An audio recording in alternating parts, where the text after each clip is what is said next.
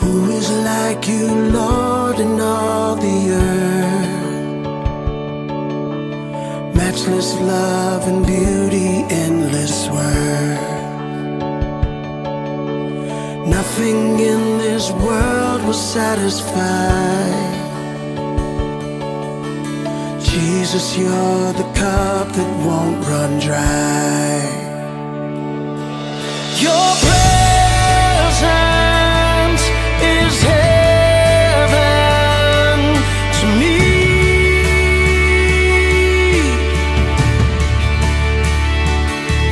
Your presence is heaven to me.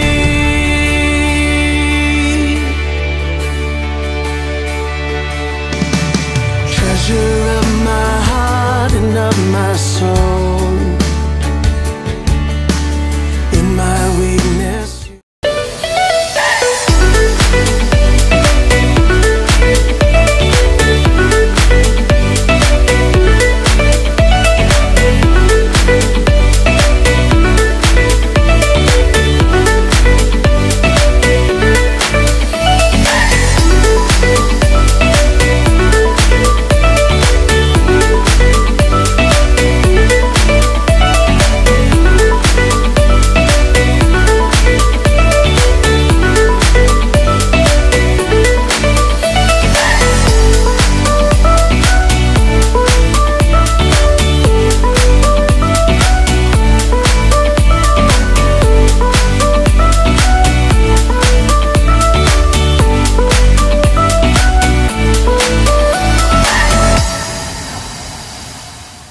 Shalom warga Trajangan, selamat pagi. Apa kabar saudara pada pagi hari ini? Kita bersyukur saudara, pagi hari ini kita ada di minggu yang terakhir di bulan November. Saya yakin dan percaya setiap kita mengalami kebaikan Tuhan sepanjang bulan ini. Pagi hari ini saudara, kami menyambut setiap kita yang baru pertama kali beribadah bersama-sama dengan kami dalam ibadah online GBI Roh Malaysia. Saudara, saya mengajak setiap kita untuk mengikuti Zoom Fellowship setiap hari Minggu. Nanti sore saudara pukul 7. Saudara bisa menghubungi nomor WhatsApp yang ada di layar saudara, atau saudara juga bisa langsung join melalui meeting ID yang saudara saksikan pada saat ini. Saudara, mari kita bawa korban syukur kita di hadapan Tuhan untuk semua perbuatan yang ajaib, untuk penyertaannya, perlindungannya dalam kehidupan kita sepanjang bulan ini. Kalau kita mau mengingat bagaimana Tuhan menuntun kita saudara di tengah-tengah masa pandemik ini, saya yakin dan percaya ada banyak kesaksian, ada banyak hal yang bisa kita bagikan satu dengan yang lainnya. Bagaimana Tuhan menolong, bagaimana Tuhan memberkati kita di tengah-tengah keadaan yang mungkin buat kebanyakan orang adalah keadaan yang kurang baik. Tapi buat setiap kita, anak-anak Tuhan, orang percaya, kalau kita boleh ada pagi hari ini saudara, ini bukti dari penyertaan Tuhan, kebaikan Tuhan bagi setiap kita. Pagi hari ini sebelum kita beribadah, mari sama-sama kita berdoa. Bapa dalam surga, kami bersyukur buat sepanjang minggu yang luar biasa, bahkan sepanjang bulan yang luar biasa Tuhan menyertai kami. Kami ada di minggu yang terakhir di bulan November Tuhan. Pagi hari ini kami mau datang bawa ucapan syukur kami. Kami mau merayakan kebaikan Tuhan dalam hidup kami. Terima kasih Bapa. Mari Engkau memberkati setiap kami yang dimanapun kami berada, mungkin di rumah, di kamar kami masing-masing. Tuhan Engkau memberkati kami. Biar setiap kami pagi hari ini mengalami encounter dengan Engkau, perjumpaan dengan Tuhan dalam ibadah kami. Terpujilah nama-Mu Tuhan, di dalam nama Yesus kami berdoa. Amin. Haleluya. Bapak Ibu Saudara, pagi hari ini kita juga akan bersekutu dengan tubuh dan darah Yesus. Saudara bisa mempersiapkan roti dan anggur di rumah saudara. Nanti setelah firman Tuhan kita akan sama-sama bersekutu dengan tubuh dan darah Yesus. Selamat beribadah, Tuhan Yesus memberkati. Shalom Bapak Ibu yang terkasih di dalam nama Tuhan Yesus Kristus. Saya percaya ada sukacita yang luar biasa yang melimpah dalam kehidupan kita di tempat kita masing-masing pada pagi hari ini.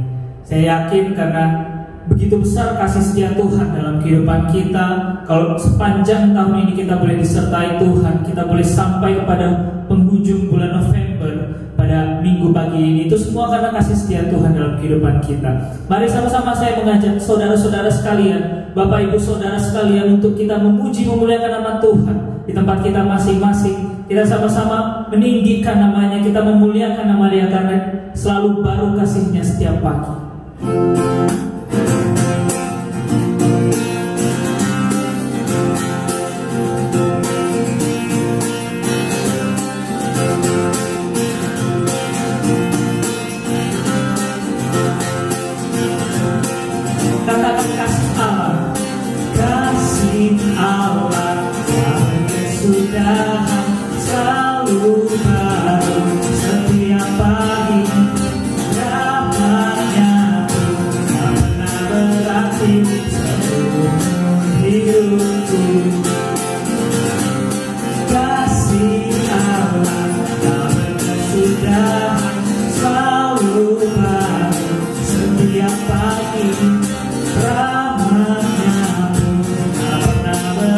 berakhir seumur hidupku.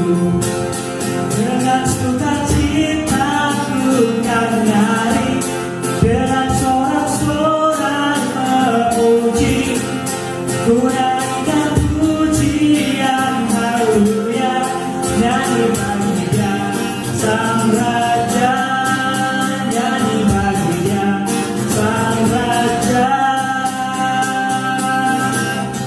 Selamanya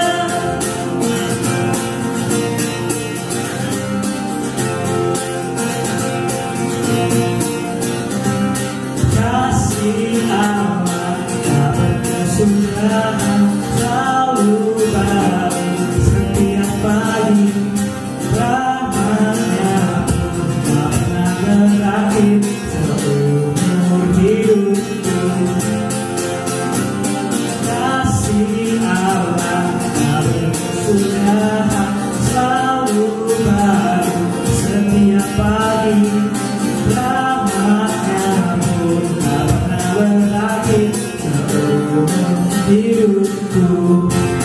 Dengan sukacita ku kan nyanyi, dengan sorak-sorai memuji, ku naikkan pujian haleluya, nyanyi bagi Dia Sang Raja.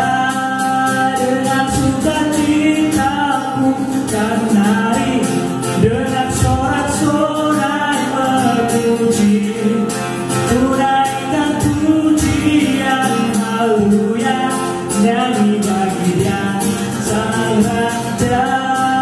Dengan sukacita ku kan menari, dengan sorak-sorai memuji, ku naikkan pujian haleluya, nyanyi bagi Dia Sang Raja.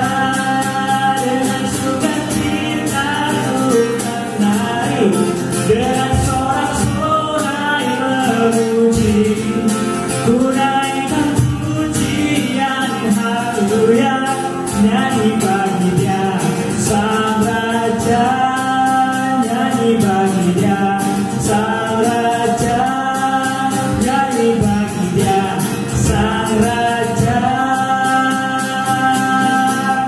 Selamanya, haleluya, terpuji nama Tuhan kita.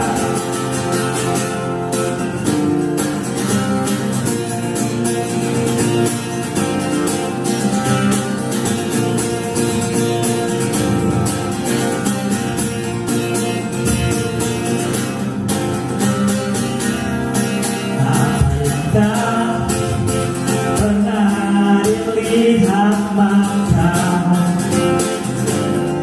yang tak pernah didengar telinga, yang tak pernah timbul di dalam hati, semua disediakannya bagi yang mengasihi Dia. Apa yang tak pernah dilihat mata, yang tak pernah didengar telinga,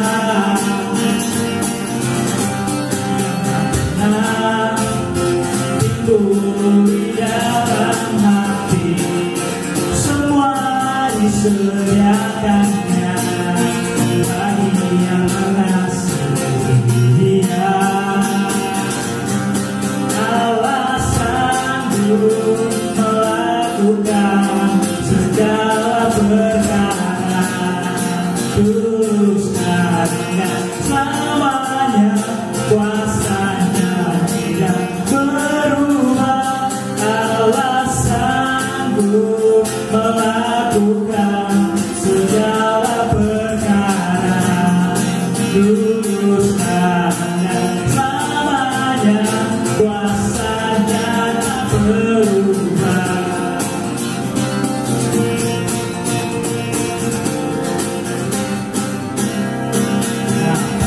Tak pernah dilihat mata,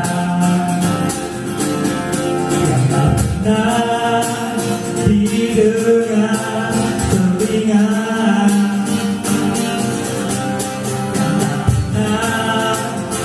dipikul di dalam hati, semua disediakannya bagi yang mengasihi Dia. Allah sanggup melakukan segala perkara, tuluslah dan selamanya kuasanya tidak berubah. Allah sanggup melakukan segala perkara, tuluslah dan selamanya kuasanya tak berubah. Tulus dan selamanya, tulus dan selamanya, tulus dan selamanya, kuasanya tak berubah. Haleluya, terpuji nama Tuhan kita. Dia adalah Raja segala raja, Dia adalah Tuhan dari segala Tuhan. Tidak ada Allah seperti-Mu, Yesus. Engkau Tuhan yang kami tinggikan, Engkau Tuhan yang kami muliakan. Untuk selama-lamanya Tuhan, inilah hidup kami, inilah penyembahan kami Tuhan. Terima kasih Tuhan Yesus, terima kasih Bapa.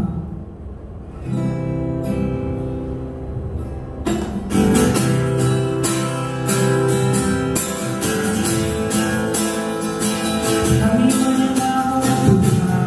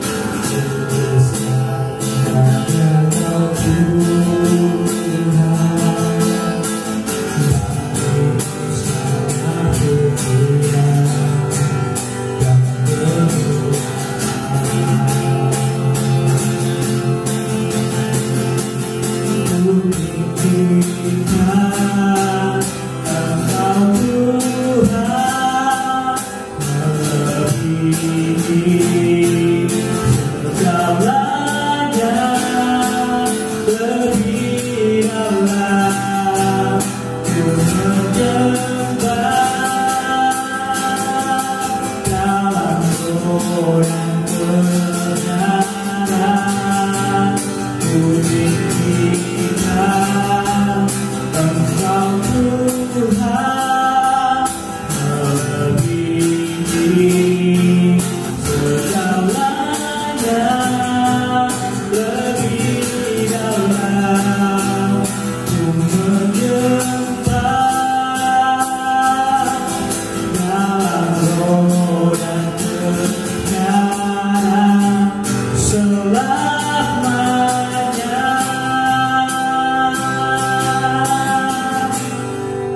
Ku tinggikan Engkau Tuhan, melebihi segalanya, lebih dalam ku menyembah dalam roh dan kebenaran. Ku tinggikan Engkau Tuhan, melebihi segalanya, lebih dalam ku menyembah dalam roh dan kebenaran. Ku tinggikan Engkau Tuhan, melebihi segalanya, lebih dalam ku menyembah dalam roh dan kebenaran selamanya.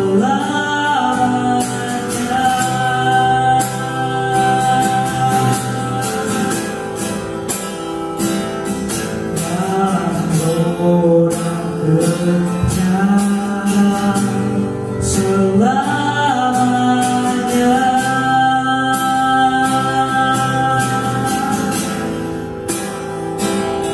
Dalam roh dan kebenaran selamanya.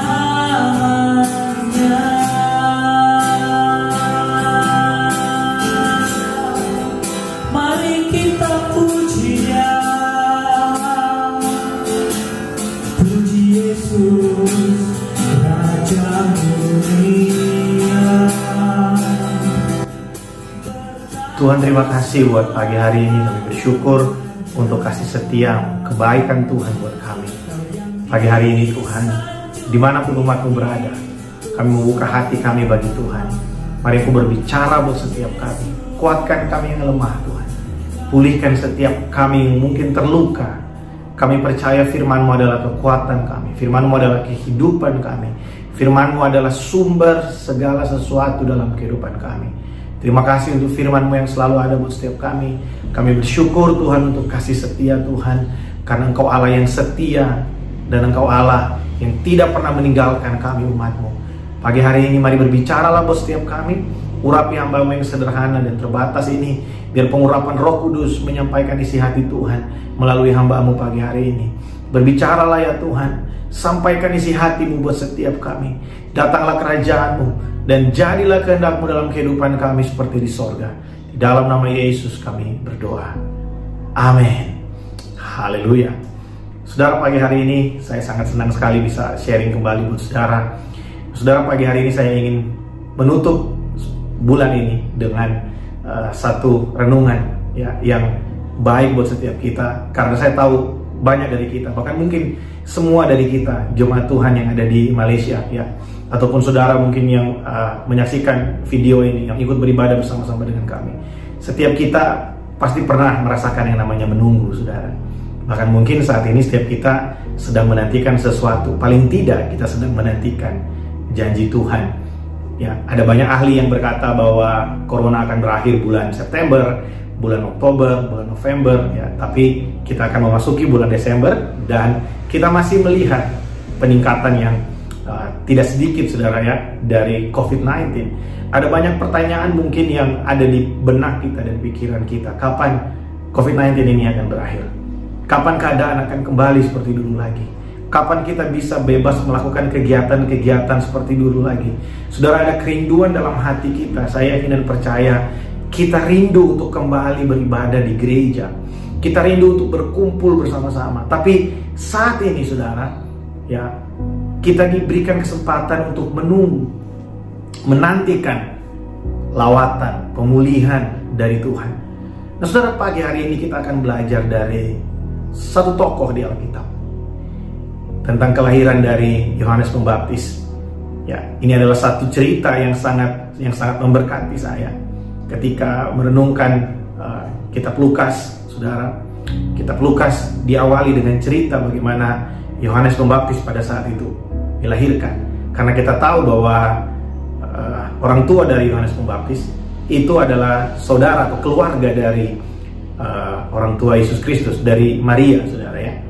Nah, mari kita lihat sama-sama Alkitab kita dalam Lukas pasal yang pertama, ayat yang ke-5 sampai dengan ayat yang ke-7. Di sana dikatakan seperti ini.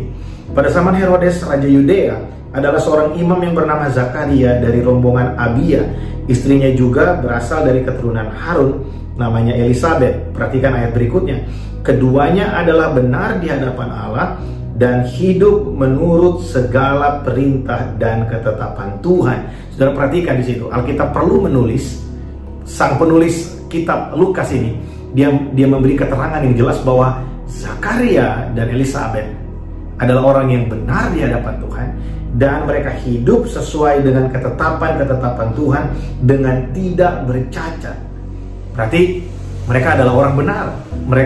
Mereka melakukan hukum Taurat. Ya, pada saat itu ukuran kebenaran adalah hukum Taurat, saudara. Ya, mereka melaksanakan setiap ketetapan-ketetapan dalam hukum Taurat.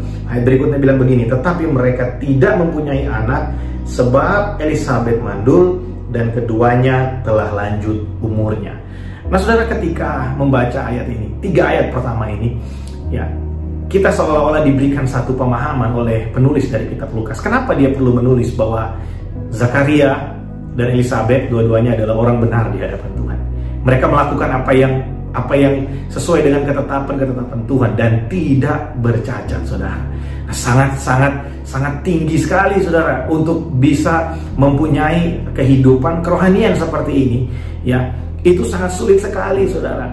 Karena apa? Karena mereka tinggal, apalagi Zakaria adalah imam, dan saudara tahu ketika kita bisa mengetahui dari perjalanan kehidupan Yesus, ketika setiap kali berhadapan dengan ahli Taurat, ahli agama, di sana dituliskan bahwa kebanyakan dari ahli Taurat ini adalah orang-orang yang hidup dengan kemunafikan. Digambarkan sebagai orang-orang yang hidup dengan kemunafikan, yang melakukan hal-hal agamawi, yang melakukan hal-hal yang mereka berdoa di pinggir-pinggir jalan, di persimpangan-persimpangan jalan, supaya orang bisa melihat mereka dan mereka mendapatkan pujian. Tapi Alkitab menulis bahwa Zakaria ini adalah orang yang berkenan di hadapan Tuhan. Begitu pula dengan Elisabet istrinya. Tapi ayat yang ke-7 berkata mereka tidak memiliki keturunan, mereka tidak mempunyai anak. Nah saudara, dari pembacaan ini kita melihat bahwa kebaikan manusia, keaktifan kita melakukan kegiatan-kegiatan, keberusahaan kita untuk melakukan kebenaran tidak bisa merubah keputusan Tuhan, saudara. Saya ulang sekali lagi, kesalehan kita tidak bisa merubah keputusan Tuhan. Nah, berbicara tentang memiliki keturunan, saudara, saya punya kesaksian bagi saudara. Saya bertemu dengan sekian banyak orang tua. Saya berjumpa dengan banyak sekali pasangan suami istri yang merindukan mendapatkan keturunan. Dan sampai hari ini mereka sudah usia perkawinannya sudah belasan tahun, ada yang puluhan tahun, dan mereka belum mendapatkan keturunan. Atau mungkin saudara yang menyaksikan, yang ikut beribadah bersama-sama pagi hari ini, saudara sudah berdoa bersama dengan pasangan saudara, saudara sudah pergi ke dokter, saudara sudah melakukan ini dan itu, tetapi belum mendapatkan keturunan. Tapi di sisi lain saya berjumpa dengan banyak anak muda yang hidup di dalam pergaulan bebas, mereka yang hidup di tengah-tengah lingkungan yang sangat bebas, saudara ya. Mereka bisa tidur dengan dengan pacar mereka. Mereka bisa melakukan hubungan seks di luar nikah dan tanpa punya keinginan untuk memiliki keturunan, tetapi mereka memiliki keturunan. Nah saudara, saya mau kasih tahu buat setiap kita bahwa kesalehan manusia tidak bisa merubah keputusan Tuhan. Kalau kita ada di dunia hari ini, kalau saya dan saudara diizinkan Tuhan untuk hidup di dunia hari ini, berarti ada rencana Allah dalam kehidupanmu. Karena ada banyak orang berusaha mau punya keturunan, tapi mereka Tuhan tidak memberikan. Karena Tuhan Maha tahu, ada hal-hal yang kita nggak tahu. Kenapa Tuhan mempertimbangkan untuk belum memberikan atau bahkan tidak memberikan. Kalau Tuhan percayakan seseorang, satu keluarga, satu rumah tangga untuk memperoleh keturunan, berarti ada rencana Allah lewat orang tua di dalam kehidupan anak yang akan lahir itu. Dan kalau hari ini saudara, mungkin saudara yang menyaksikan ibadah ini, saudara yang ikut bersama-sama beribadah dengan kita, dengan kami Rock Family Malaysia pagi hari ini, mungkin masa lalumu, masa kecilmu tidak baik. Mungkin kamu juga nggak masuk dalam program orang tua, ya. Mungkin orang tua kita, ya, waktu kita lahir mereka mungkin tidak merencanakan untuk mempunyai anak. Kemudian kita datang, kita lahir di tengah-tengah rumah tangga mereka, di tengah-tengah keluarga kita. Kemudian banyak orang berkata, wah kamu bukan anak yang dianggap, wah kamu anak yang tidak diinginkan, wah kamu anak membawa sial. Saudara, saya mau kasih tahu, kalau Tuhan izinkan saudara ada, kalau Tuhan izinkan saudara ada di muka bumi, menikmati setiap hari, menikmati nafas dari Dia, berarti Tuhan punya rencana dalam kehidupanmu. Saudara, dari kehidupan saya, ketika mama saya mengandung saya pada saat itu, papa saya ada di kota yang lain, dan ketika saya lahir, saudara, papa saya tidak mengakui bahwa saya adalah anaknya, ya. Tapi sejak kecil saya bersyukur saya punya orang tua yang selalu menunjukkan kasih sayang, ya. Mama saya menjadi single parents dan bagaimana dia mendidik, melatih saya sehingga saya bisa ada sampai hari ini, ya. Saya dituntun dan saya berjumpa dengan kasih dari Bapa di sorga. Itu yang membuat dan memulihkan kehidupan saya sehingga saya bisa melayani sampai hari ini. By the way, kalau kita lihat dari kehidupan Zakaria dan Elizabeth, kita melihat bahwa kesalehan kita itu nggak bisa merubah keputusan Tuhan. Kadang ada banyak orang yang berusaha melakukan kegiatan agamawi. Kita pikir dengan segala kesalehan kita bisa dalam tanda kutip menyogok Tuhan untuk melakukan sesuatu buat kita. Saudara, beberapa kali sangat sering saya utarakan buat setiap kita, ingatlah ada kedaulatan Tuhan dalam kehidupan kita. Kedaulatan Tuhan adalah sandaran yang paling empuk untuk kita bisa menyandarkan seluruh kehidupan kita. Kita memiliki banyak keinginan, kita punya banyak kerinduan, tapi di atas segala kerinduan kita ingat ada kehendak Tuhan yang adalah satu-satunya yang bisa kita andalkan dalam kehidupan kita. Ada banyak doa kita yang belum dijawab, ada banyak pengharapan kita yang belum terjadi, tapi kalau itu Tuhan izinkan, kita menunggu seperti Zakaria dan Elizabeth. Kita akan belajar pagi hari ini apa yang Tuhan ingin lakukan dalam kehidupan orang-orang yang sedang menunggu. Saudara, saya ingin menguatkan setiap kita. Mungkin saudara sedang bergumul tentang sesuatu. Mungkin cerita saudara sama dengan kehidupan Elizabeth dan Zakaria. Saudara aktif melayani hari ini. Saudara aktif melayani pekerjaan Tuhan. Saudara menopang pelayanan di tempat saudara beribadah, di gereja saudara. Tapi banyak doa saudara yang belum dijawab, pengharapan saudara yang belum dijawab. Dengarkan baik, Tuhan melihat apa yang saudara rindukan. Tuhan tahu yang terbaik, dan kedaulatan Tuhan adalah sandaran yang paling empuk buat saudara. Percayalah, Tuhan ada bersama-sama dengan engkau. Dia berjalan bersama-sama dengan engkau, dan Dia tidak pernah salah mengambil keputusan dalam kehidupan saudara. Amin. Para imam, ya, itu akan mengambil undi siapa yang akan masuk ke dalam ruang Maha Kudus untuk dia membakar ukupan di dalam situ, saudara, ya. Dan ini dilakukan setahun sekali, ya. Dan pada saat itu Zakaria yang mendapat undi untuk dia masuk ke dalam ruang Maha Kudus dan membakar ukupan di sana. Sementara itu seluruh umat berkumpul di luar dan sembahyang. Waktu itu adalah waktu pembakaran ukupan. Maka tampaklah kepada Zakaria seorang malaikat Tuhan berdiri di sebelah kanan mezbah pembakaran ukupan. Nah, saudara, ini adalah satu peristiwa yang sangat dirindukan sebenarnya oleh bangsa Israel. Saya perlu kasih tahu saudara bahwa ketika peristiwa ini terjadi, ketika Zakaria berjumpa dengan malaikat di dalam tempat pembakaran ukupan di ruang Maha Kudus, saudara, Ini adalah peristiwa yang sudah lama sekali tidak terjadi ya di dalam kehidupan bangsa Israel. Saudara tahu nabi terakhir adalah Nabi Maleaki. Nabi Maleaki itu terjadi hidup 400 tahun sebelum Zakaria. Itu adalah nabi terakhir. Dan mujizat yang terakhir terjadi di Israel itu terjadi 800 tahun sebelum zaman Zakaria. Sudah sangat lama sekali. Dan penampakan terakhir, penampakan malaikat Tuhan terakhir itu terjadi 500 tahun sebelum Zakaria. Jadi saya mau bilang begini, peristiwa yang dialami oleh Zakaria pada saat itu adalah satu peristiwa yang sebenarnya kalau orang-orang yang lain tahu itu sangat menggemparkan. Karena sudah 400 tahun mereka tidak punya nabi, dan 800 tahun mereka tidak pernah melihat yang namanya mujizat. 500 tahun mereka tidak pernah melihat penampakan malaikat. Saudara tahu bahwa mujizat yang terakhir yang dialami bangsa Israel sebelum Zakaria adalah peristiwa ketika Nabi Elia berhadapan dengan nabi-nabi Baal. Itu adalah peristiwa yang sangat luar biasa spektakuler, saudara. Kalau hari-hari ini ada banyak, kita lihat ya di infotainment ada banyak. Kalau dulu ya dukun itu malu masuk TV, saudara. Hari-hari ini kita lihat banyak paranormal yang suka masuk TV. Nah saudara, pada saat itu Elia berhadapan dengan sekian banyak nabi-nabi Baal. Kemudian Elia berkata, mari kita bakar, mari kita bawa persembahan kita. Kamu boleh berdoa kepada dewa-dewamu, minta supaya api turun untuk membakar setiap korban yang kamu taruh di depan mezbah pembakaran. Kemudian para nabi-nabi Baal itu mulai mereka berdoa, mereka memanggil nama dewa mereka mulai menggosok badan mereka sampai terluka, dan mereka pikir dengan membuat mereka terluka seperti itu dewanya akan datang dan menolong mereka. Tapi ketika tiba giliran Elia menyuruh untuk menyiram mezbah pembakaran itu dengan air, saudara. Dan ketika sekalipun telah disiram dengan air, sekalipun Alkitab mencatat ketika mezbah itu telah penuh dengan air, api dari sorga mengalahkan setiap air yang ada di mezbah itu. Itu adalah mujizat yang terakhir yang dialami bangsa Israel sebelum Zakaria yang kita baca pada pagi hari ini.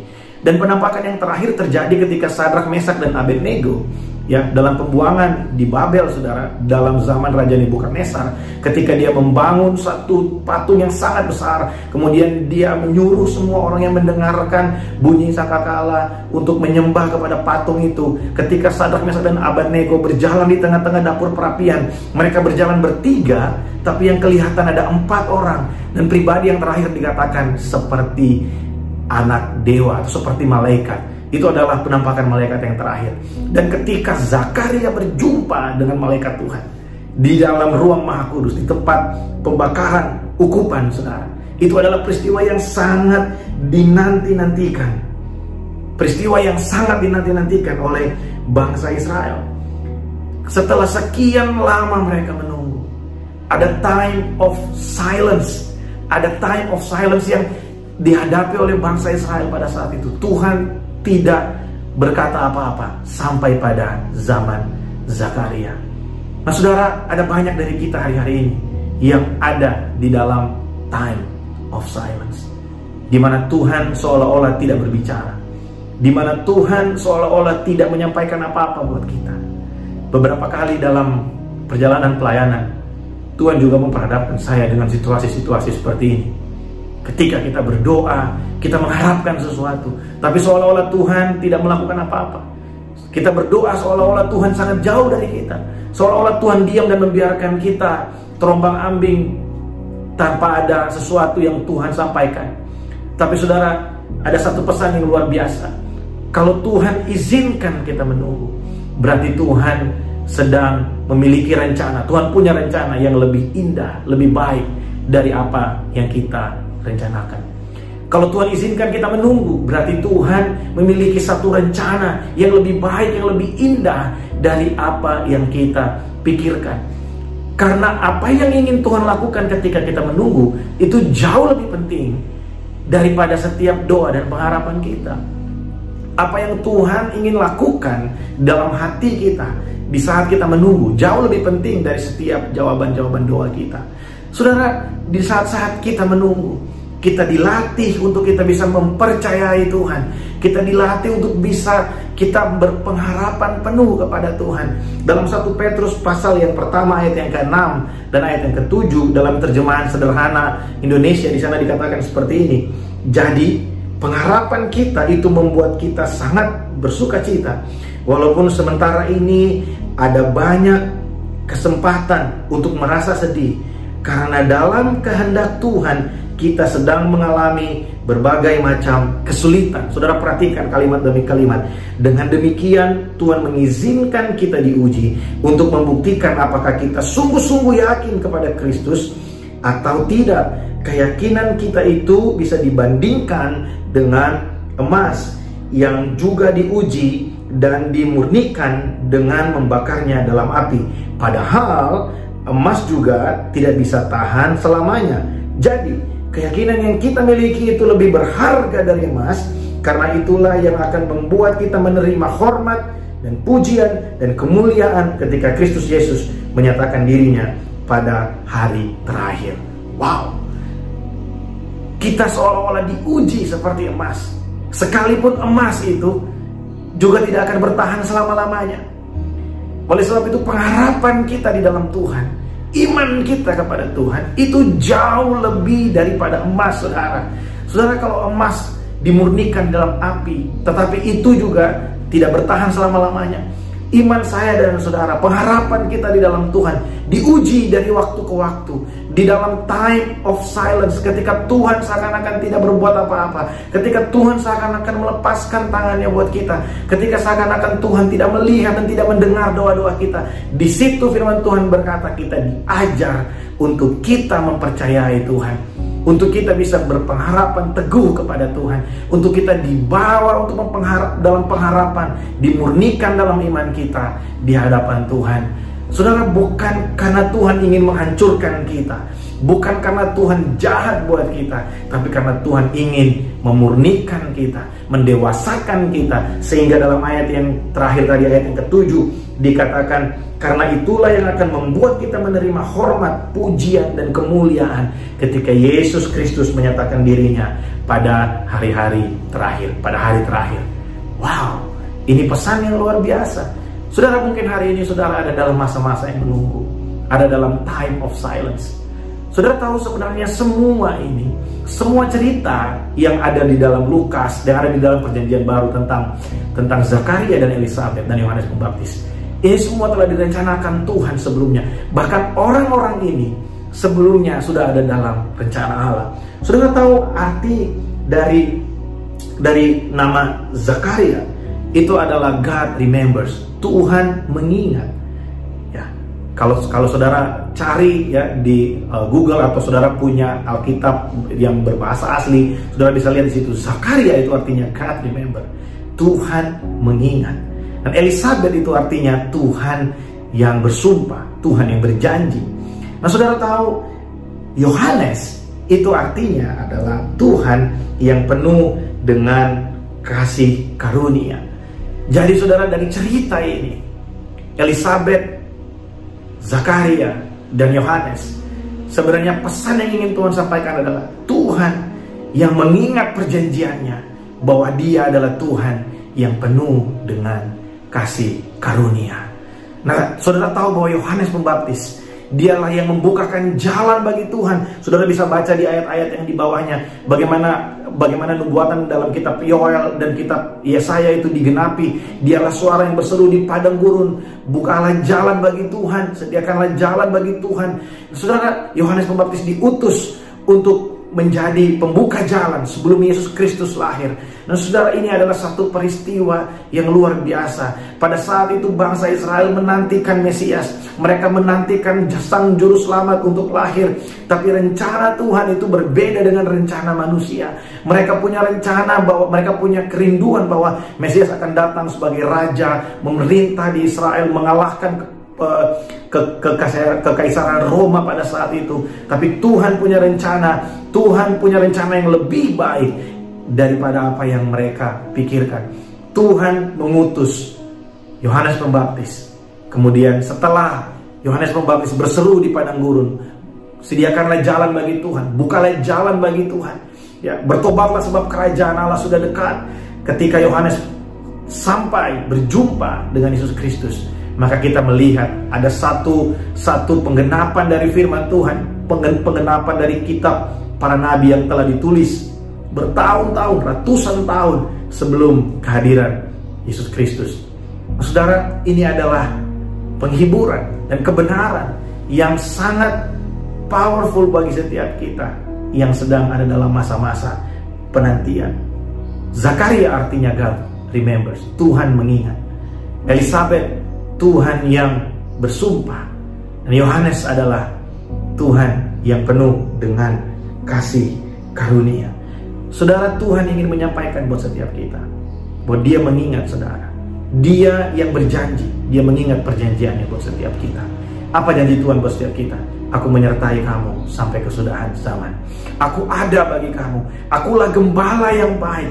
Akulah sumber kehidupanmu. Akulah sumber kekuatanmu. Sekalipun engkau berjalan dalam lembah kekelaman, aku tidak akan meninggalkan engkau. Sekalipun dosamu merah seperti biji kirmisi, aku akan membuatnya putih seperti salju. Sekalipun kita jauh dari hadapan Tuhan hari ini, kalau saudara mendengarkan kabar baik ini adalah panggilan buat saudara untuk kembali kepada kasih karunia Tuhan.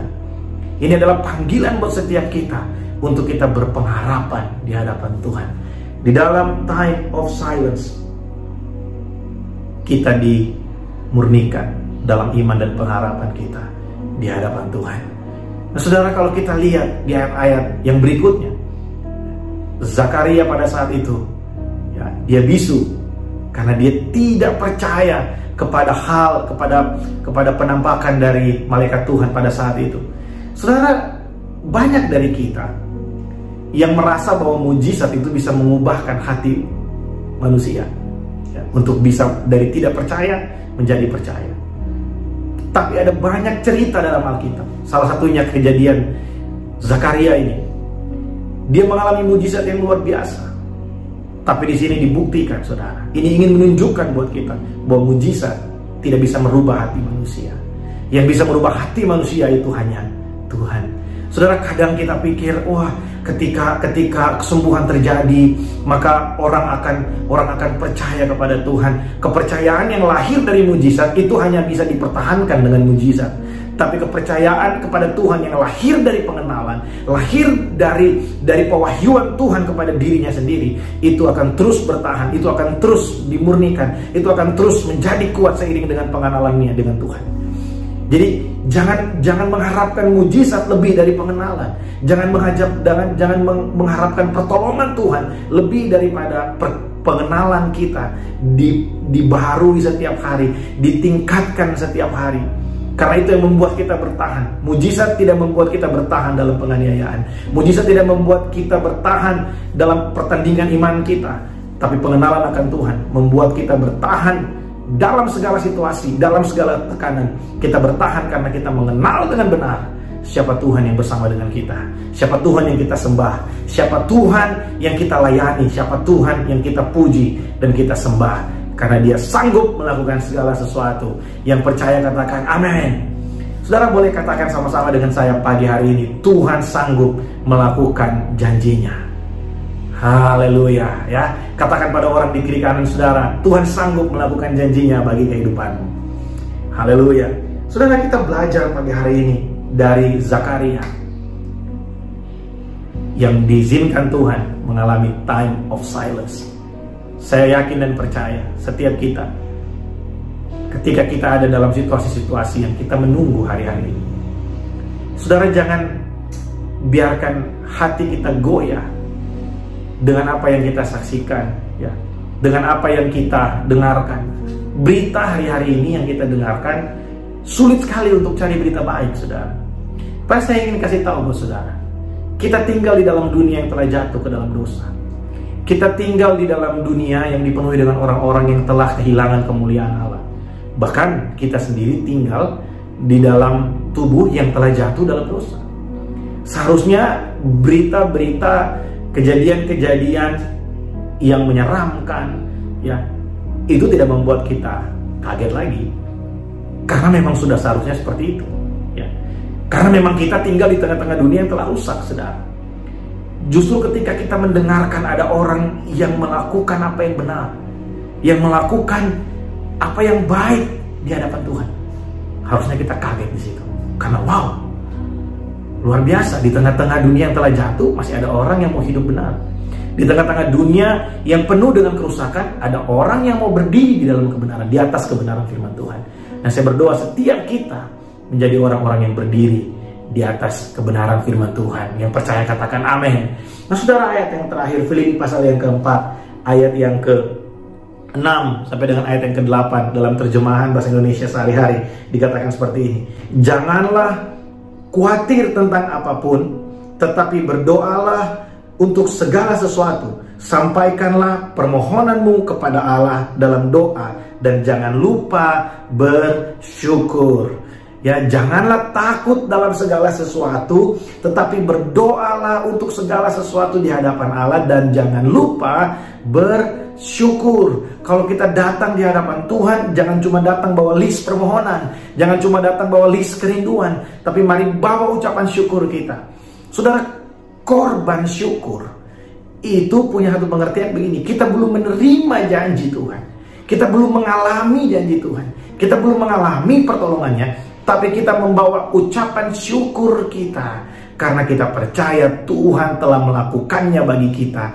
Kita percaya bahwa Tuhan ada bagi kita, dan kita tahu bahwa sekalipun tidak terjadi seperti yang kita mau, seperti yang kita doakan, kita tahu ada kehendak Tuhan yang jauh lebih baik dari apa yang kita inginkan. Amin, saudara. Ya, ayat berikutnya bilang begini: dengan demikian ketenangan dan perlindungan Allah yang kita terima karena bersatu dengan Kristus Yesus akan menjadi seperti pengawal yang akan selalu menjaga hati dan pikiranmu. Ketenangan yang diberikan Allah itu melebihi segala pengertian manusia. Jadi saudara, ketika kita mengetahui, ketika kita menyadari bahwa ada Kristus bersama dengan kita, ada Kristus bersama di dalam kita, di dalam hidup kita itu ada Kristus. Saudara, kesadaran akan hal ini yang membuat kita bisa rest in the presence of God. Kita bisa rest, kita bisa menghadapi segala sesuatu dengan tenang. Kita bisa menghadapi segala pergumulan kita dengan hati yang tenang. Karena kita tahu apapun bisa terjadi, Tuhan tidak pernah jauh dari kita. Dia ada bersama-sama dengan kita. Saudara, satu kali saya melayani bersama-sama dengan seorang pendeta di Singapura. Kami pergi ke rumah sakit dan berkunjung kepada salah seorang bapak yang terkena kanker stadium terakhir, saudara, stadium akhir. Dan ketika sebelum kami berdoa, ada seorang bapak yang lain yang istrinya adalah pasien kanker, yang juga sudah ada di tahap terakhir, di stadium terakhir, saudara. Dan bapak ini bercerita, setiap kali dokter datang dan memberikan berita bahwa istrimu keadaannya seperti ini, setiap hari kabarnya kabar buruk, saudara. Setiap hari kabarnya kabar yang gak baik. Setiap hari kabarnya adalah kabar yang membuat orang menjadi khawatir. Tapi bapak itu bilang seperti ini: karena pikiran saya telah di-cover dengan firman Tuhan, karena hati saya telah dibaharui oleh firman Tuhan, karena mata saya telah dibaharui, telah di-cover oleh firman Tuhan, sehingga ketika kabar buruk itu datang, dia selalu punya satu keyakinan, punya iman begini: apapun boleh terjadi, Tuhan tetap bersama-sama dengan saya. Dan saudara, hari ini bapak dan ibu itu masih melayani Tuhan di kota Jogja, saudara. Dan luar biasa, bukankah itu adalah hal yang sangat ajaib, saudara? Karena bagaimana kita melihat situasi sebenarnya itu tergantung dari bagaimana kita melihat siapa yang bersama dengan kita. Kalau kita melihat diri kita sendiri, kita ditinggalkan, kita kurang punya kesadaran akan ada Tuhan bersama-sama dengan kita, maka gak heran kalau hidup kita dipenuhi dengan rasa takut, rasa khawatir, rasa cemas. Makanya tadi Paulus berkata dalam kitab Filipi, jangan takut, berdoalah untuk segala sesuatu, dan jangan lupa mengucap syukur, saudara. Ayat yang terakhir bilang begini: akhirnya saudara-saudara, arahkanlah pikiranmu kepada ajaran-ajaran yang benar dan hal apapun yang patut dipuji, yaitu semua hal yang baik, hal-hal yang memimpin kepada hidup yang benar dan yang terhormat, dan hal-hal yang murni, indah, dan yang menyenangkan. Saudara, ada terlalu banyak berita di dunia ini yang kadang-kala membuat kita tidak bisa fokus dengan janji Tuhan, dengan perkataan Tuhan. Firman Tuhan berkata, Yesus berkata ketika di kayu salib, sudah selesai. Dia berkata, anugerahku cukup bagimu. Anugerah Tuhan cukup bagi kita. Firman Tuhan itu cukup bagi saya dan saudara. Ketika kita melihat sosial media, ketika kita melihat berita di layar kaca, saudara, ya, di platform-platform berita online, saudara, jangan itu semua membuat kita kehilangan fokus kita pada firman Tuhan. Karena kita tahu kekuatan datang bukan dari apa yang disampaikan oleh dunia kepada kita, tapi kekuatan datang dari apa yang firman Tuhan sampaikan bagi setiap kita. Zakaria dan Elizabeth diizinkan Tuhan untuk ada di dalam masa-masa menunggu, time of silence, sampai pada satu kegenapan janji Allah.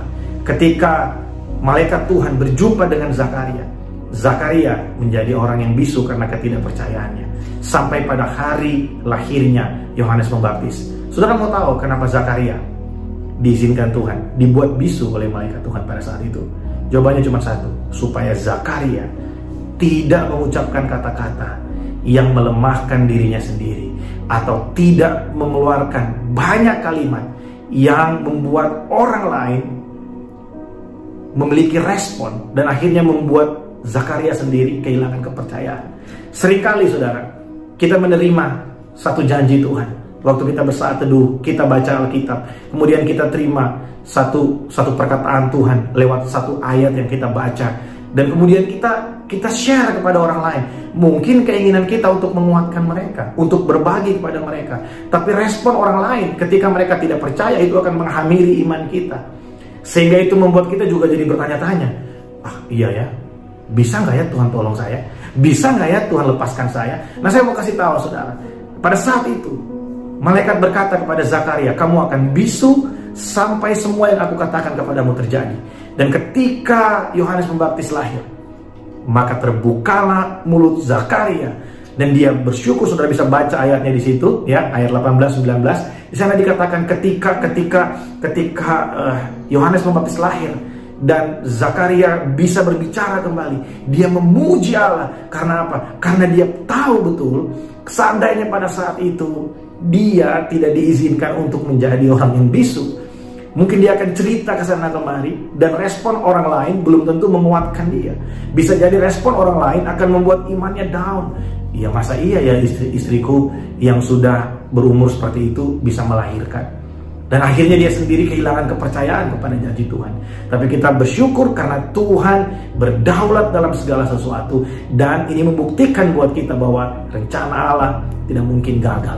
Kalau hari ini saudara, Tuhan izinkan kita menunggu, Tuhan izinkan kita ada dalam time of silence, masa-masa di mana seakan-akan Tuhan berdiam diri. Saudara, mari jangan melihat hal itu sebagai kejahatan, Tuhan ingin membuat kita celaka. No, mari lihat itu sebagai masa-masa di mana Tuhan sebenarnya sangat memperhatikan kita.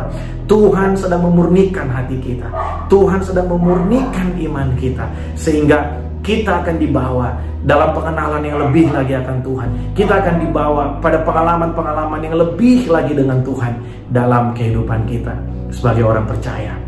Bapak Ibu Saudara, pagi hari ini kita akan bersekutu dengan tubuh dan darah Yesus. Kita akan bersekutu dengan tubuh dan darah dari Tuhan kita Yesus Kristus. Dia yang disalibkan bagi setiap kita, Dia yang mati bagi setiap kita. Saudara, kenapa kita lakukan ini di minggu yang kelima? Biasanya kita lakukan hanya 2 kali dalam sebulan, dan setelah ini kita akan melakukan ini setiap minggu. Saudara, kita akan melakukan perjamuan kudus setiap minggu. Saudara tahu ketika saya membaca kembali tentang malam ketika Yesus bersama-sama dengan murid-muridnya, di sana firman Tuhan berkata, perbuatlah ini setiap kali kamu memakan, setiap kali kamu meminumnya, menjadi peringatan akan aku. Saudara, keadaan yang kita hadapi kadang membuat kita lupa kalau ada persekutuan dengan Tuhan dalam hidup kita. Tekanan-tekanan yang kita hadapi kadang membuat kita lupa kalau ada tubuh dan darah Yesus. Dia mati bagi kita, ada rohnya dalam hidup kita. Kadang kita lupa, seiring dengan banyaknya pergumulan, seiring dengan keadaan, seiring dengan banyak berita-berita buruk yang masuk di pikiran kita, di mata kita, di telinga kita. Tapi ketika kita bersekutu dengan tubuh dan darah Yesus, saya bersyukur karena firman Tuhan berkata, perbuatlah ini untuk memperingati akan aku. Setiap kali kita makan dan minum roti dan anggur perjamuan, kita tidak sedang melakukan satu tradisi. Ini bukan satu kebiasaan agamawi, tapi ini adalah satu sakramen di mana kita diperintahkan Tuhan, perbuatlah ini untuk memperingati akan aku. Setiap kali saudara makan roti dan minum anggur, saudara, mari saudara renungkan bagaimana tubuhnya dipecah-pecahkan buat saudara, bagaimana darahnya dicurahkan buat saudara, dan saudara bisa melihat bahwa dirimu sangat berharga di hadapan Tuhan. Dirimu sangat diperhatikan oleh Tuhan. Firman Tuhan berkata, Dia mengasihi engkau karena begitu besar kasih Allah akan dunia ini, akan saudara, sehingga Dia mengaruniakan anaknya yang tunggal, supaya setiap kita bisa memiliki persekutuan dengan Dia, koinonia dengan Tuhan. Mari saudara, pagi hari ini siapkan roti dan anggur di rumah saudara masing-masing. Haleluya. Mari angkat roti dengan tinggi melebihi kepala saudara. Terima kasih buat tubuhmu yang dipecah-pecahkan bagi kami, Tuhan. Terima kasih karena Engkau begitu mengasihi kami. Terima kasih, Tuhan. Demikianlah firman Tuhan. Sebab apa yang kuteruskan kepadamu telah kuterima dari Tuhan, yaitu Yesus pada malam sebelum Ia diserahkan mengambil roti, mengucap syukur atasnya, memecah-mecahkannya dan berkata, inilah tubuhku yang dipecah-pecahkan bagi kamu. Perbuatlah ini setiap kali kamu memakannya menjadi peringatan akan aku. Mari kita makan. Inilah tubuh Kristus yang dipecah-pecahkan bagi kita dalam nama Yesus.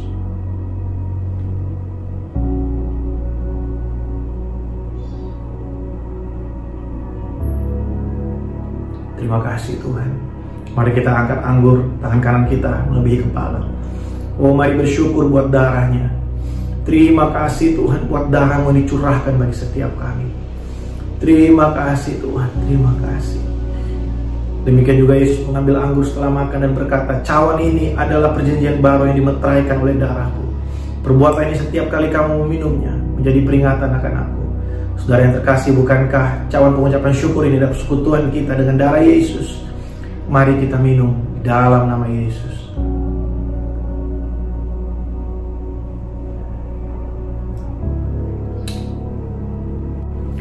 Mari kita bersyukur. Terima kasih Tuhan, terima kasih Tuhan.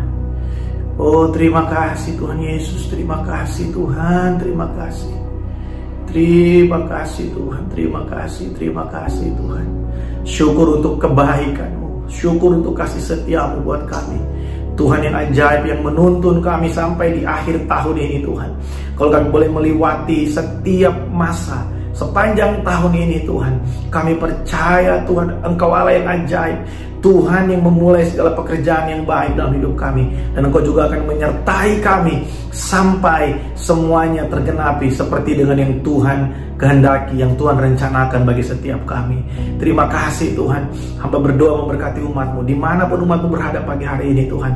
Mereka yang ada di rumah, di kamar mereka, dimanapun umat-Mu berada, mari Engkau melawat Tuhan di dalam nama Yesus. Pagi hari ini biar firman-Mu menguatkan setiap kami, biar firman-Mu membangkitkan iman kami, bahwa kami ada bersama dengan Engkau. Sekalipun mungkin kami ada dalam time of silence, waktu-waktu di mana kami menunggu, kami percaya Tuhan bahwa rencana-Mu lebih baik dari rencana kami, bahwa kehendak-Mu adalah kehendak yang sempurna bagi kehidupan kami. Berkati umat-Mu Tuhan, semua yang dikerjakan oleh kedua tangan hamba-hamba-Mu, umat-Mu Tuhan, diberkati oleh Tuhan. Oh, diberkati setiap kepala rumah tangga, diberkati setiap istri dalam keluarga, dalam rumah tangga, setiap anak-anak Tuhan, anak-anak muda, diberkati Tuhan di dalam nama Yesus. Kami berdoa pagi hari ini melepaskan berkat-Mu buat Malaysia Tuhan, buat Selangor, buat Kuala Lumpur, buat Petaling Jaya. Oh Tuhan, di dalam nama Yesus kami lepaskan berkat kesembuhan. Oh, kami lepaskan shalom dan sejahtera Allah di dalam nama Yesus Tuhan. Kami percaya Tuhan, Tuhan sedang memperhatikan anak-anak-Mu. Tuhan sedang memperhatikan gereja-gereja Tuhan yang ada di Kuala Lumpur, Selangor, dan Petaling Jaya Tuhan. Engkau melawat Tuhan umat-Mu, setiap umat-Mu yang masih keluar rumah mereka untuk bekerja, berusaha. Tuhan berikan meterai darah Yesus Ada meterai ilahi buat kami. Tidak ada satu penyakit pun, virus penyakit pun yang berani mendekati kami, sebab ada kekuatan dari Allah bagi setiap kami. Terima kasih Tuhan, terima kasih. Kami bersyukur untuk segala kebaikan-Mu. Kami bersyukur buat perlindungan-Mu bagi kami. Roh Kudus, mari terus sadarkan kami, ingatkan kami. Mungkin ada kalanya kami lemah Tuhan, tapi ingatkan setiap kami bahwa Engkau ada bagi kami. Ada persekutuan-Mu dengan kami, tubuh dan darah-Mu di dalam kami. Terima kasih Tuhan, terima kasih. Terima kasih buat pagi hari ini. Tuhan memberkati setiap kami. Mari angkat kedua tangan saudara. Saudara yang terkasih, mari arahkanlah hatimu kepada Tuhan. Tuhan memberkati engkau dan melindungi engkau. Tuhan mengarahkan wajahnya kepadamu dan memberikan engkau kasih karunia. Tuhan berjalan di depanmu, membukakan setiap pintu yang tertutup bagi engkau. Terimalah berkat dan rahmat dari Allah Bapa, kasih dan cinta dari Tuhan Yesus Kristus, serta persekutuan yang manis dengan Allah Roh Kudus menyertai setiap kita. Mulai siang ini sampai Maranatha, Yesus datang pada kali yang kedua. Semua yang menerima berkat ini sama-sama kita berkata, amin. Haleluya. Saudara, selamat hari Minggu. Selamat menikmati janji-janji Tuhan, kebaikan Tuhan bersama dengan orang-orang yang saudara kasihi. Tuhan Yesus memberkati.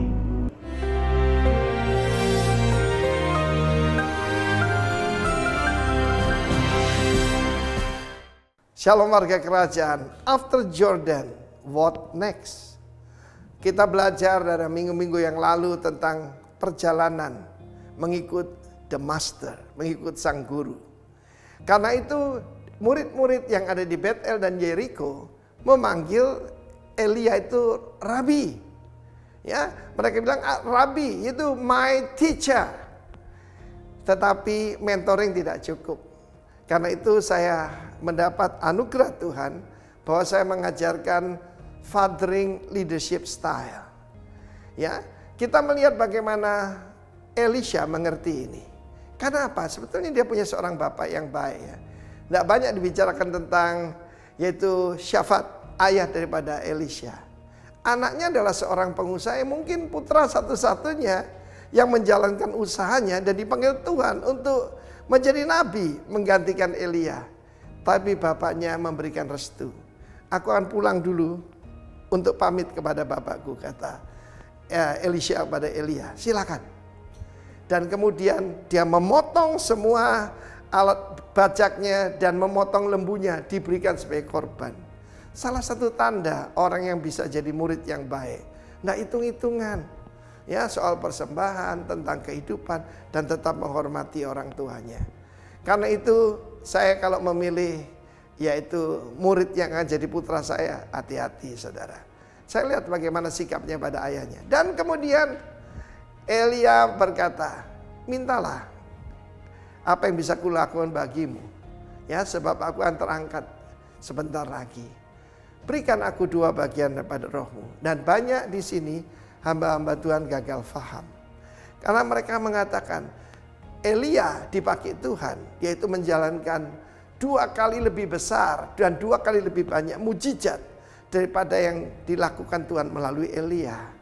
Kita hidup di dalam dunia yang mementingkan performance, bukan relation.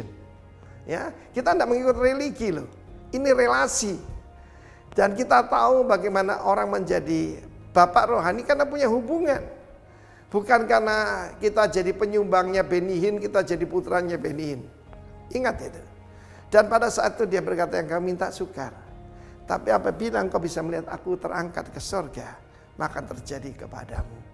Karena itu setiap anak-anak Tuhan, saya tidak ngerti kenapa mesti tunduk kepala, pejamkan mata. Yesus kalau berdoa melihat ke langit.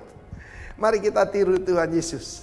Supaya kita tahu apapun masalah di dunia ini ada jalan keluar. Karena dia ada di sebelah kanan Allah Bapa yang Maha Kuasa. Saudara yang kasih Tuhan, jadikan aku your firstborn son. 2 bagian rohmu itu jadikan aku putra sulungmu.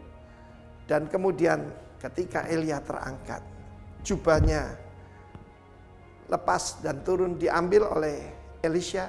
Tapi dia menyobek jubahnya sendiri dan memakainya. And the rest is history. Bagaimana dia dipakai Tuhan secara luar biasa. Saya bersyukur Tuhan memberikan orang tua rohani dalam hidup saya. Salah satunya Bapak Pendeta Dr. Alex Abraham yang sekarang sudah bersama Tuhan Yesus. Dan saya belajar banyak sekali pada beliau, dan karena beliau memberikan banyak kesempatan pada saya juga melakukan yang sama kepada anak-anak rohani saya. Bagi Anda yang mendengarkan berita ini dan Anda tidak punya bapak rohani dan para pemimpin yang tidak punya putra-putra rohani, biarlah kita sadar, life is a journey, dan itu sukses ketika kita bisa memberikan tongkat estafet pada pemimpin berikutnya. Tuhan memberkati, dan kiranya Tuhan memberkati Anda punya bapak rohani dan punya putra rohani. God bless you warga kerajaan. Capailah destinimu in Jesus name. Amin.